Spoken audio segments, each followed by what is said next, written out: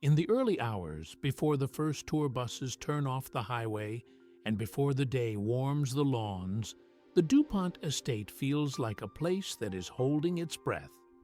The gravel drive curves in with the kind of patience that only money can afford. Past trees planted to frame the view the way a picture frame controls what you are allowed to notice, and the mansion sits ahead with its pale stone face and perfect symmetry, quiet enough that you can hear birds moving between hedges that have been clipped into obedience for more than a century. From the outside, it looks like order, like taste, like the clean confidence of a family that believed it had figured out how America works. But the longer you stare, the more the building begins to feel like something else, a mask that never changes expression, even when the story behind it keeps shifting, even when the country around it learns to fear the kind of power that can build a private Versailles on American soil and still insist it is a normal thing to do. Because this house was never just a house, and the people who paid for it were never just wealthy in the polite way Americans like to pretend is harmless. This estate is called Nemours, and it was built as a monument to a family name that became so stitched into the nation's muscles that it almost stopped being seen as a company and started being seen as a force of nature.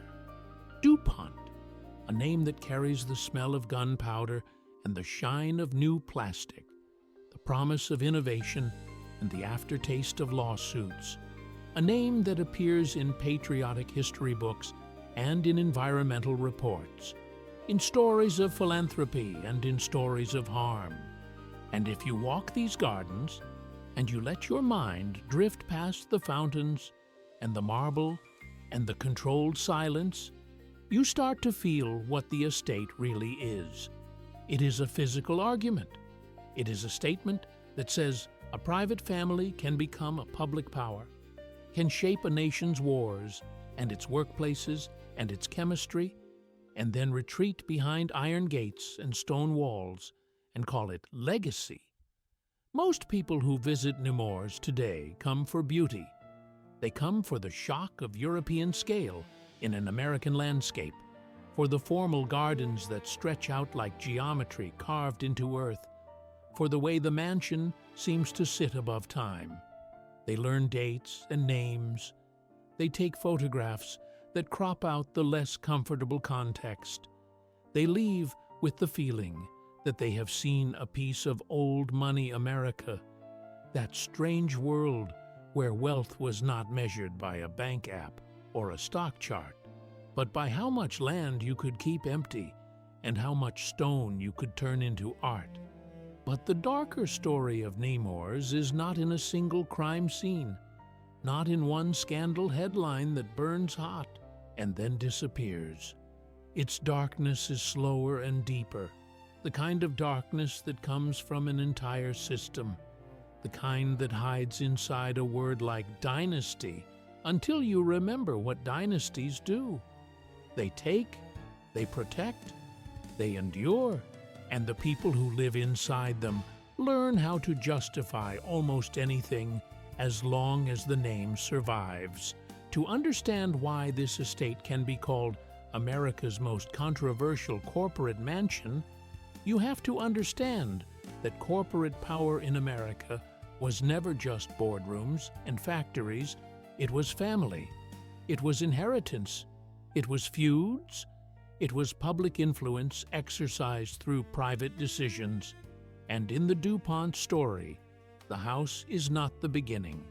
The house is the bloom that grew from a root system soaked in risk, in labor, in explosions, in chemicals, in the kind of industrial ambition that built modern America and hurt people along the way, sometimes in ways that were obvious and immediate, and sometimes in ways that took decades to be named. Long before Nemours was carved into Delaware soil, long before Alfred de DuPont decided to build a French-style palace on the Brandywine, The DuPont family had already learned the oldest American lesson, the one that repeats under different costumes every generation. If you can make something the country needs, especially something the country needs in fear, you can make yourself untouchable.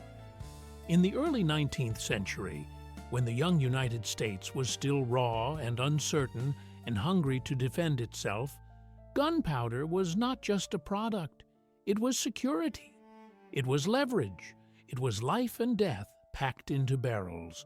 The DuPont story begins with an immigrant chemist and entrepreneur named Eleuthère-Irénée DuPont, a man trained in France, a man who watched revolution and instability up close, and who arrived in America with knowledge that could be translated into profit. He built powder mills along the Brandywine River in Delaware, a location chosen because the river could turn wheels and because the landscape could be controlled. And those mills became the early engine of the family's fortune. The mills were not just places of work, they were places of danger. Gunpowder manufacturing in that era was a gamble against physics, a daily ritual of grinding and mixing and drying material that wanted to explode. And in DuPont's early industrial world, explosions were not rare disasters. They were part of the background risk, the cost of doing business, the kind of thing communities learned to live around because jobs were scarce and the company's presence shaped everything. There were years when the Brandywine would carry the sound of blasts like a distant thunder, and when families who lived nearby would pause, not to admire progress, but to count, silently, whether the day's accident had taken someone they knew. Men died, boys died, limbs were lost, the company rebuilt. Life moved forward because it had to, and the DuPont name grew stronger because even in tragedy, the powder kept coming. The nation needed it. The military wanted it. Industry used it. And the family learned that the line between public necessity and private enrichment could be walked with a straight face. As the century rolled on, the DuPont Company became a pillar of American industrial expansion. It grew into a kind of corporate kingdom with its own rules, its own culture, its own internal politics. And like many old American fortunes, its public story was wrapped in a language of innovation and patriotism, while its private story was wrapped in a language of control. Company towns, paternalism, loyalty demanded and rewarded. DuPont was not alone in this, but DuPont became one of the cleanest examples of how a family could create a company that outlived any one person and became a machine that could convert national crises into private leverage. War, in particular, would become the family's greatest accelerant, not because the DuPonts loved bloodshed in a simple way, but because their product sat at the center of modern conflict. Explosives, materials, chemical advances. Every time the world shook, the company's importance rose. By the time the Gilded Age gave way to the early 20th century, America's richest families were not just building houses, they were building symbols. They were trying to become permanent in a country that was supposedly allergic to aristocracy. They were trying to import the visual language of European nobility into a nation that liked to imagine it was different. And the DuPonts, with their long industrial fortune, their deep roots in Delaware, their influence in politics and business, were exactly the kind of family that could do it. But Nemours was not built by the original powder maker. It was built by a later figure in the dynasty, one of the most complicated and emotionally driven men the family produced, a man who carried the DuPont name like both a weapon and a wound. Alfred DuPont was born into privilege, but privilege does not always arrive as peace. In old dynasties, inheritance can feel like ownership. and family structures can feel like corporations before the corporation even begins. Alfred grew up inside a world where the DuPont name was larger than any individual desire, a world where family members watched one another as potential rivals, where control of the company was not just about money, but about identity and power, and where the stakes were so high that family relationships could turn into legal strategies with smiles. As a young man, Alfred entered the family business and showed ability. He was not a helpless heir drifting through life on dividends. He had talent for organization and for engineering realities, and he believed he deserved real influence within the company. But in the DuPont world, believing you deserve something and being allowed to have it are different things. Alfred became entangled in internal family conflict, in power struggles that would shape his entire emotional arc. There were factions, there were alliances, there were moments when he seemed close to control, and moments when he was pushed aside. These were not polite disagreements. In a dynasty, power struggles become moral wars. Each side tells itself it represents the true legacy. Each side believes the other side is corrupting the name. And Alfred, over time, began to feel like he was fighting not just for a position, but for recognition, for dignity, for proof that he was more than a pawn inside a family machine. This kind of resentment does something dangerous to a person with wealth. It makes them want to build a world where they cannot be dismissed. It makes them want a stage that cannot be argued with. It makes them want stone and land and art arranged so perfectly that the message is undeniable. I exist. I matter. Look at what I made. And that is where Nemours begins, not as a public project, not as a community gift, but as a private answer to an internal wound. In 1909, Alfred DuPont began construction on a mansion in Wilmington, Delaware, designed to feel like an American echo of French grandeur. The estate would be named Nemours, a title borrowed from French nobility and history, a word that tastes old in the mouth, a word that sounds like lineage. The architectural inspiration leaned toward the grand French country houses and the formal discipline of places like Versailles, not in an exact copy, but in spirit and intent. Symmetry, axis lines, gardens that look like mathematics, stonework that signals permanence. This was not a home built to be cozy. It was a home built to be a statement.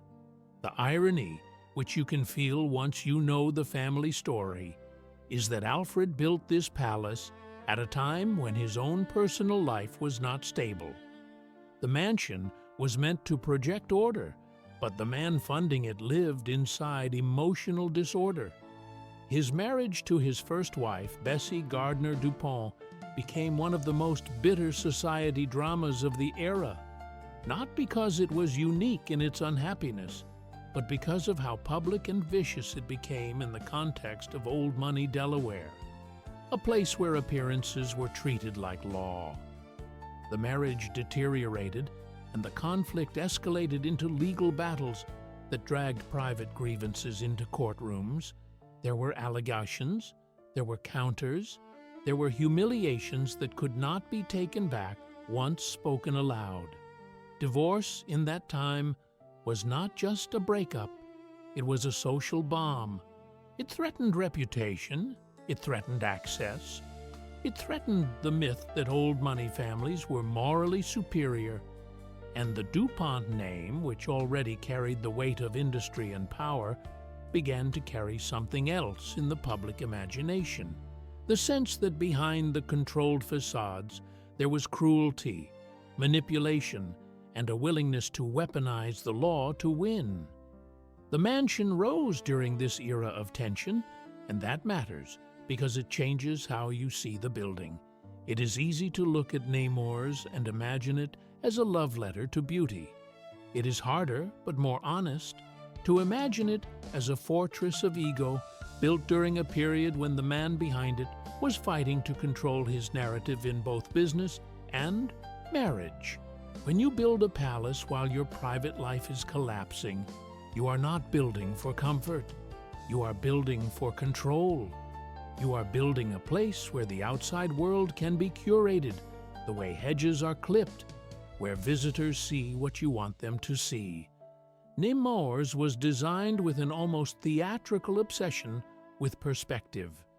You approach it, and you are guided visually into the center line, the way your eye is trained toward the front entrance. The gardens extend outward with fountains and terraces and carefully shaped greenery, designed not just to be beautiful, but to make the human visitor feel small in the presence of something greater. It is the same trick European monarchs used. You do not merely arrive, you are processed. You are made to experience scale as a kind of submission. And Alfred, whether consciously or instinctively, understood that power is not just money. Power is the ability to shape how people feel inside a space. The cost and labor required to create a place like Nemours were enormous. Stone had to be quarried and cut. Skilled workers had to be hired. Landscaping had to be planned like a military operation. Water features required engineering. The gardens did not happen by accident. They happened through design and maintenance, through constant attention, through staff whose labor was meant to be invisible so the final result could look effortless. And that is a microcosm of the entire DuPont story. The wealth looks serene. The machine behind it is not serene. It is work. It is extraction. It is risk. It is organization. It is, in many cases, people doing dangerous tasks, so a few can live inside beauty. In the early 20th century, when Nemours was being built, America was also entering an era of growing suspicion toward corporate dynasties. The public was learning the vocabulary of monopoly, of trust, of industrial power that could bend markets and politics. Reform movements were rising. Journalists were exposing corruption. The idea that a family could build a private palace with money linked to industrial might was no longer automatically admired. For some people, it was a sign of progress and taste. For others, it was a sign of imbalance, of inequality made visible in stone. And then, as if to prove the point, the world began moving toward a conflict that would magnify the role of companies like DuPont. World War I turned industrial capacity into national survival. Explosives and chemicals became central, and companies that could supply them became strategic assets. DuPont's influence expanded. Profits grew. And with profits came scrutiny, because the darker question always follows war profits like a shadow. If a company becomes richer during mass suffering, what does that say about the system, and what does that say about the people at the top? The DuPont family, like other industrial elites, could frame their role as patriotic service. They could say they were supplying what the nation needed, that they were part of victory. But critics could say something else, that war created an environment where ethical lines blur, where contracts expand, where the state becomes dependent on private suppliers, and where fortunes can be made under the cover of necessity. In later years, especially during the interwar period, public debates about the arms industry, about munitions makers, about corporate influence on foreign policy would become intense. Investigations and hearings would try to untangle whether private profit had nudged public decisions, even when specific accusations could not be proven in the simplistic way people wanted. The broader discomfort remained. The idea that a corporate dynasty could have one hand in national defense and the other hand building palaces created a moral tension that never fully left. Inside this national tension, Alfred's personal empire continued to shift. His relationship with the wider DuPont corporate structure became increasingly strained, and he began to position himself as both part of the dynasty and separate from it, a contradiction that shaped his later years. He was not a revolutionary outsider. He was a DuPont, funded by DuPont history. But he also wanted to be seen as his own force, not merely a committee member inside a family boardroom. Nemours, with its name and its scale, was his signature written in architecture. If you had walked through Nemours in its early years, you would have seen not only luxury, but a specific style of luxury, one that was meant to communicate refinement rather than raw indulgence.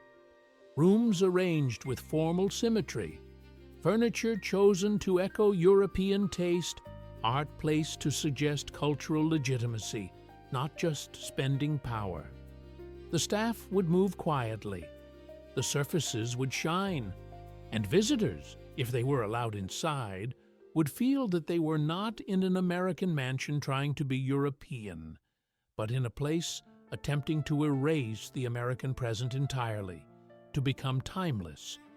And yet, while the mansion projected timelessness, the world outside was changing fast. Industrialization was transforming labor. Cities were swelling.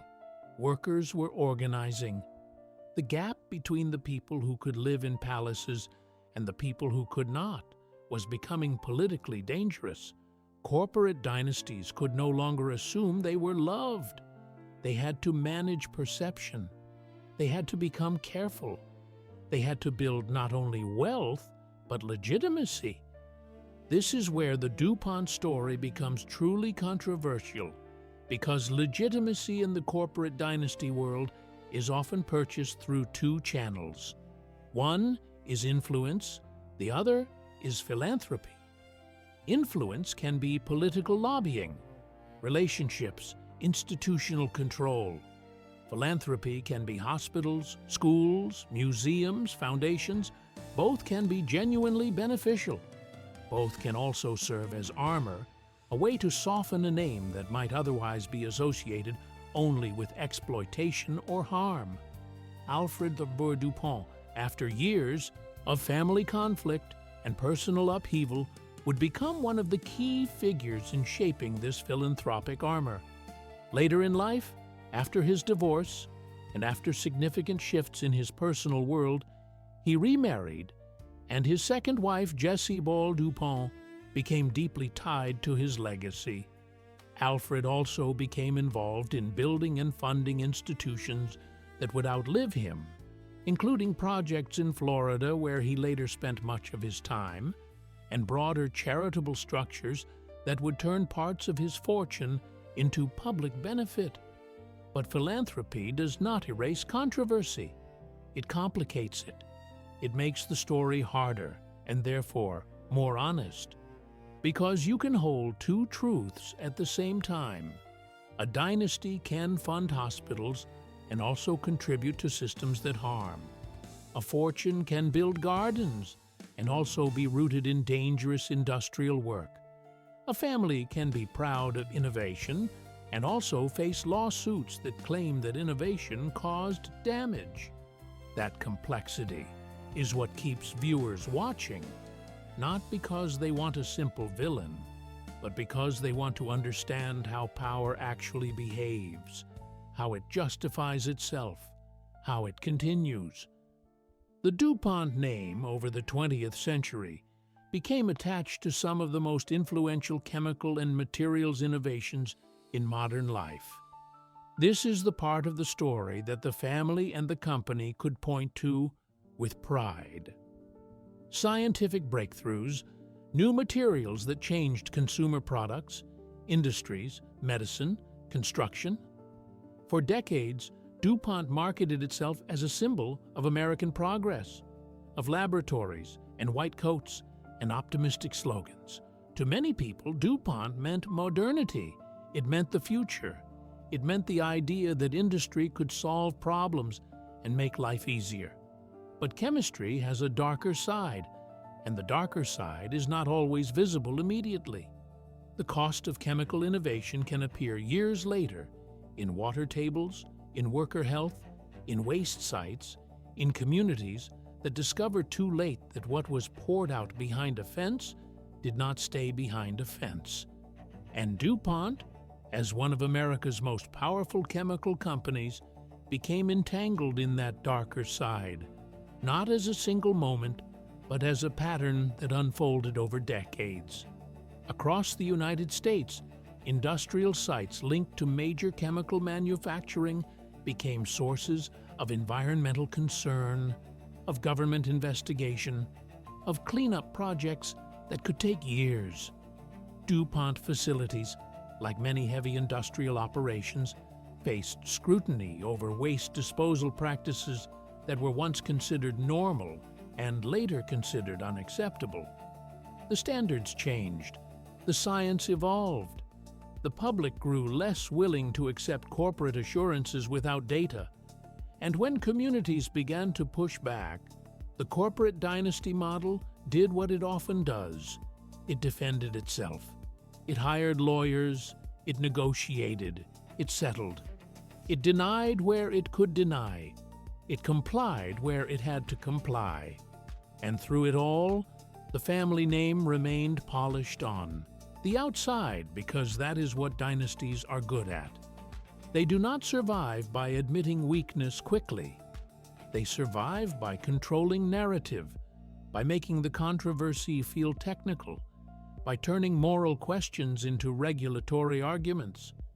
If you are standing in the gardens of Nemours, watching water spill into a fountain that has been designed to look eternal, it can be hard to connect that serene surface to something like chemical contamination, because contamination is invisible until it is not, and because the world of estates is designed to separate itself from the world of consequences. But the connection is not metaphor, it is lineage. The mansion exists because the dynasty existed. The dynasty existed because industry existed. And the industry, over time, created consequences that became part of the public record. This is why the mansion can be called controversial in a corporate sense. Not because Nemours itself was the site of a crime spree, not because the estate was raided in a sensational TV scene, but because the mansion stands as a cultural symbol for a type of power that America spent the 20th century learning to fear and rely on at the same time. The DuPont story is the American contradiction in stone. We celebrate innovation, but we resent the people who become too powerful through it. We praise philanthropy, but we suspect it is a shield. We admire beauty, but we ask what it cost. Alfred DuPont died in 1935, a man who had lived through the peak of the Gilded Age mentality and into the era when the nation began questioning the legitimacy of immense private wealth. He died with his legacy still contested inside the family story and inside the corporate story. But he also died with something that many powerful men crave more than money. He died with permanence. Nemours was there. It would outlast gossip. It would outlast court battles. It would outlast shifts in fashion. The house would remain even as the moral interpretation of the dynasty changed. After Alfred's death, the estate and the fortune became part of a new phase of the DuPont story, the phase where wealth is converted into institutions, where the dynasty becomes a web of trusts and foundations, where influence becomes less about a single person and more about structures that can operate quietly for decades. Jessie Ball DuPont, his widow, became a key figure in shaping charitable giving associated with their wealth, and the philanthropic side of the DuPont legacy expanded in ways that affected real lives. Hospitals, education, community initiatives. This was not fake good. It was real impact. But again, the presence of real good does not erase the other side. It creates a tension that cannot be resolved neatly. And that tension is exactly what makes the story powerful. Nemours itself eventually shifted from being a private palace to being a public historical site, a museum-like estate where visitors could walk through the controlled beauty without having to belong to the dynasty. That transformation from private statement to public attraction is often framed as a victory for preservation and public access, and it is. But it also creates an eerie effect. It turns the mansion into a kind of stage where modern people can gaze at old power without having to participate in it. You can walk in, look around, and leave. You can take what you want aesthetically without having to accept the moral weight. Yet the moral weight remains. Because the DuPont name did not stop shaping America when Alfred died. The company continued, the dynasty continued, the controversies continued, and at times those controversies would become so well known that they would be dramatized, discussed in courtrooms, argued in public debates where ordinary people, not just elites, demanded accountability from a name that had been treated as too important to challenge. For decades, DuPont's corporate presence touched everything from military supply chains to consumer goods. It was the kind of company whose innovations could make a kitchen safer and also make a river stranger. It was the kind of company that could sponsor educational initiatives and also face claims that it fought too hard to protect its products. It was the kind of company that could speak the language of science while being accused of speaking the language of delay. When people describe corporate dynasties as controversial, what they often mean is that these entities become so big that they start to operate like governments without elections. They shape environments. They shape labor markets. They influence policy. They have the resources to outlast critics. They can afford time, and time is the most powerful weapon in any conflict where ordinary people are trying to fight a long legal battle. Time wears people out. Time drains money. Time makes news cycles move on. Time makes outrage fade. Dynasties know this. Corporations know this. And when you combine the two, when the corporate power is tied to a name that also has estates and philanthropy and social prestige, the ability to endure becomes even stronger. Nemours, in this sense, is not merely a house. It is an emblem of endurance. It is a building that says, even if the public mood changes, even if lawsuits emerge, even if the moral story shifts, the stone will still be here. The gardens will still bloom. The fountains will still run. A visitor will still stand here and feel awe, because awe is a predictable human reaction to scale and symmetry. And awe is the emotional entry point through which power often maintains its charm. But there is a tragic note in this endurance, and it is not only tragedy for the victims of industrial harm, though that is real and should not be minimized. There is also tragedy inside the dynasty itself, because dynasties are not happy machines. They are pressure cookers. They are systems where love and loyalty are tangled with money and control. Alfred's life is evidence of that. A man who had everything that should have made him secure still lived with deep conflict, still fought his family, still sought validation in architecture. The palace did not heal him. It gave him permanence, but permanence is not peace. Many old money stories carry this same quiet sadness, the realization that wealth can build beauty but cannot build emotional safety, that it can purchase silence, but cannot purchase genuine belonging. If you want to see the tragic side of Nemours, you do not have to invent a horror story. You simply have to stand in its perfection and ask a human question. What kind of person feels they need to build this, and what kind of system makes it possible? What kind of labor and risk and invisible work sits behind the illusion of effortless grandeur? What kind of family politics turns life into courtroom strategy? What kind of corporate machine makes a name so powerful that it can be praised and accused in the same century, sometimes in the same paragraph? The DuPont family estate is controversial because it is a symbol of a larger story Americans still struggle to reconcile. The story that progress often arrives with costs that are not paid equally. The story that the same wealth that funds a hospital wing can also be connected to environmental cleanup projects that cost communities years of fear. The story that the richest families can shape their public image through beauty and philanthropy, while the consequences of their industries remain harder to photograph.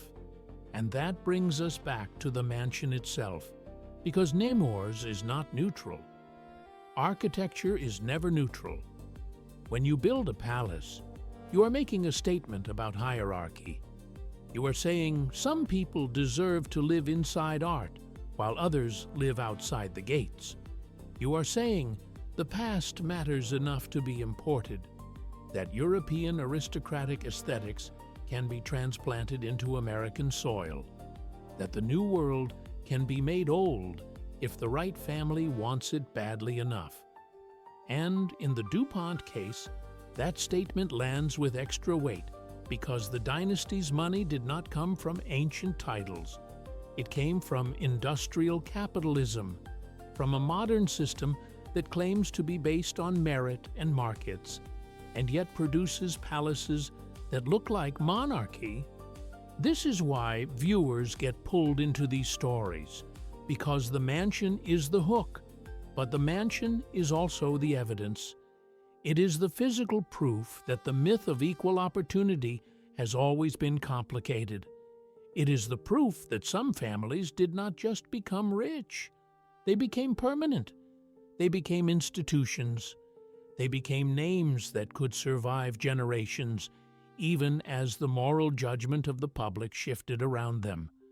When you follow the DuPont story across time, you see cycles. You see innovation and then backlash. You see expansion and then scrutiny. You see philanthropy and then suspicion. You see a family trying to control narrative and a public trying to reclaim truth.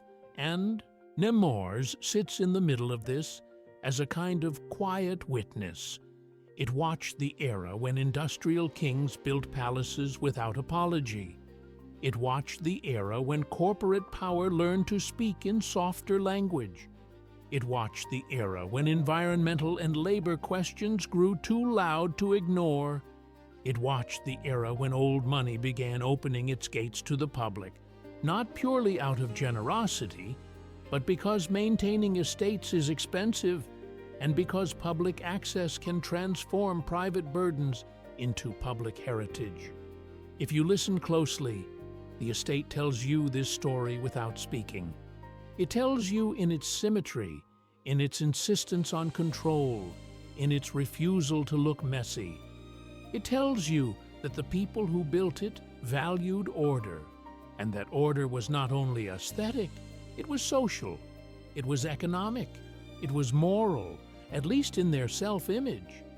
It tells you that they wanted a world where the chaos of industry, the noise of labor conflict, the smoke of factories, the lawsuits, the accusations, all of it could be kept at a distance while life inside the gates remained calm. But the modern world has a way of reaching past gates. The modern world keeps records. It keeps court documents. It keeps investigative reports. It keeps scientific studies.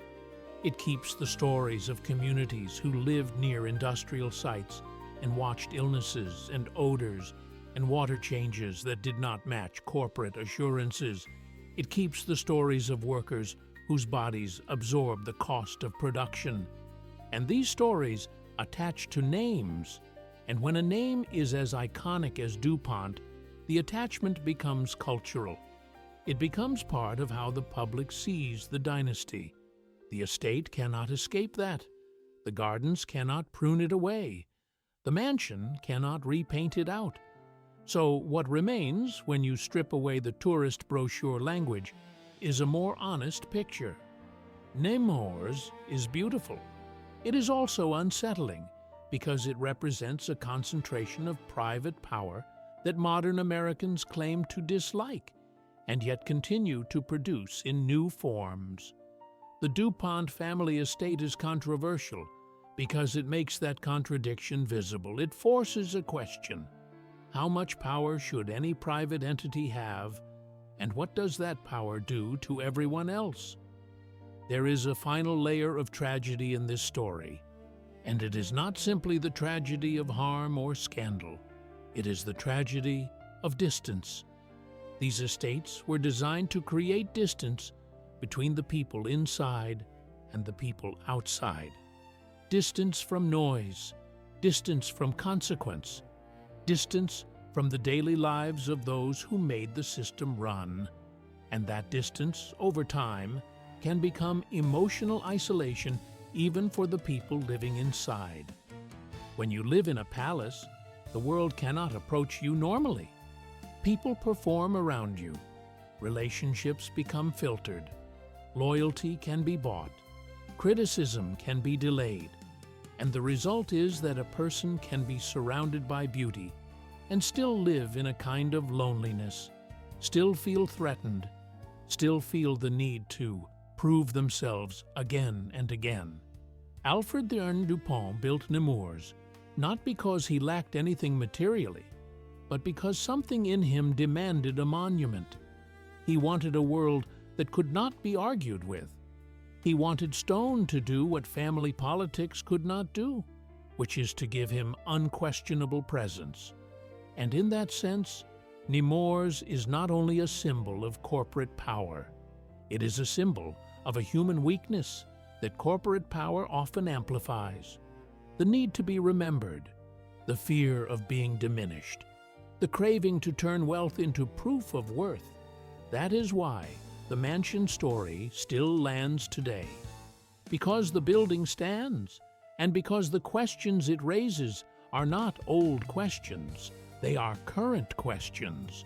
They are questions about who controls resources, about how innovation is balanced against safety, about whether wealth can purchase moral forgiveness, about whether philanthropy should be celebrated without interrogation, about whether beauty should be allowed to distract from harm.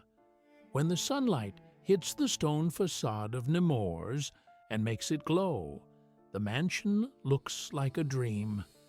When the fountains run and the gardens bloom, the estate looks like a promise that wealth can create something eternal and serene. But the darker story is that nothing about this serenity is natural. It is maintained by systems, by labor, by money, by history. It is the calm surface of a dynasty that moved through American history, leaving both progress and controversy in its wake. And the mansion remains as a quiet, polished reminder that the American story has always included private kingdoms built from public systems. And that is what you carry with you when you leave the DuPont family estate. You carry the beauty because beauty is immediate and easy to remember. But if you let the story sink in, you also carry something heavier. You carry the understanding that the most controversial corporate mansions are not controversial because of one sensational secret hidden behind a door. They are controversial because they represent a pattern where power builds beauty, where beauty builds legitimacy, and where legitimacy allows power to last long enough that its consequences become part of the nation's landscape. Nemours stands today as a preserved artifact, a public site, a place people can visit and admire. But it is also a mirror. It reflects the American relationship with corporate dynasties, with old money, with innovation, with harm, with denial, with philanthropy, with control. It reflects how we can be awed by the results of power while still being uneasy about the way that power was earned and used. It reflects how a family can become a corporation, and how a corporation can become a dynasty, and how both can hide behind the same elegant facade. And if you stand at the edge of the gardens for one last look back, if you watch the mansion sit there in its perfect stillness while the world beyond the gates keeps moving, you realize the most unsettling truth of all. The building does not care how the story is judged. The stone does not blush. The fountains do not apologize. The house simply remains, waiting for new generations to arrive, to feel the awe, to take the photos, and to decide quietly what they believe the DuPont legacy really means.